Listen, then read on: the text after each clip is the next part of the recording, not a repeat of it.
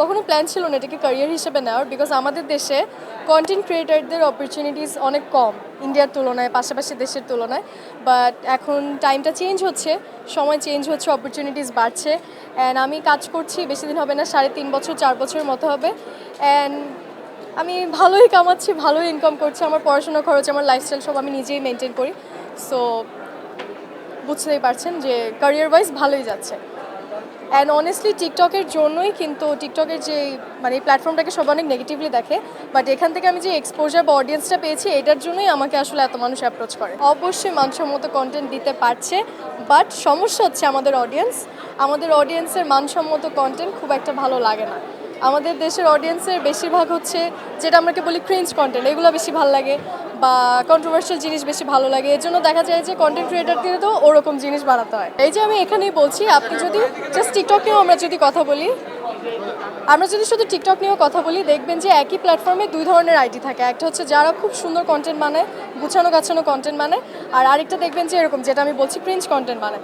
দুইটা প্রোফাইলে গিয়ে দেখবেন যে যারা ক্রিঞ্জ বানাচ্ছে বা মাস জনগণকে যারা হচ্ছে টার্গেট করছে, ওদের ফলোয়ার্স বা এঙ্গেজমেন্ট বেশি। অ্যান্ড খুব কম সংখ্যক এরকম ক্রিয়েটার্সরা আছেন যারা অনেক ভালো কন্টেন্ট বানাচ্ছে, অ্যান্ড অলসো তারা অনেক ভালো এক্সপোজার পাচ্ছে, এঙ্গেজমেন্ট পাচ্ছে, ভালো কাজ করছে। বাট অডিয়েন্সের দোষ কেন দিলাম আমি? 2 ধরনের, ভালো মানের কাজ, খারাপ মানের কাজ দুইটাই হয়। তারা যেটাকে বেশি অ্যাকসেপ্ট করে সেটাই কিন্তু বানায়। এই যে যেমন আপনি আমাকে এই কোয়েশ্চেনটা করলেন, আপনি জানেন এই কোয়েশ্চেনটা করলে আমি যে অ্যান্সারটা দেবো এটা ভিউজ বেশি আসবে। আপনি চাইলে আমাকে আরও অনেক কিছু জিজ্ঞেস করতে পারতেন, বাট আপনি সেটা আমাকে জিজ্ঞেস করেননি। এরকম না, ইউ নো যে অডিয়েন্স এটা বেশি শুনবে, এটা বেশি শেয়ার দিবে, দ্যাটস ফাইন। আমি হচ্ছে মোস্টলি নাচের ভিডিওস বানাই। আমি শুরু থেকে নাচের ভিডিওসই বানাচ্ছি।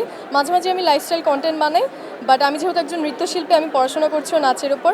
অ্যান্ড অলসো আমার অডিয়েন্স আমার নাচের ভিডিওসই সবচেয়ে ভালো বেশি অ্যাকসেপ্ট করে, তাই আমি নাচের ভিডিওসই বানাই। হ্যাঁ, আমি টুকটাক আর কি, আমি টুকটাক নাটক করেছি, মিউজিক ভিডিও করেছি, কিন্তু এখনও কমপ্লিটলি মিডিয়ার মানুষ হয়ে উঠতে পারিনি। যেহেতু কন্টেন্ট ক্রিয়েশনও করছি, একসাথে দুইটা করা একটু টাফ হয়ে যায়।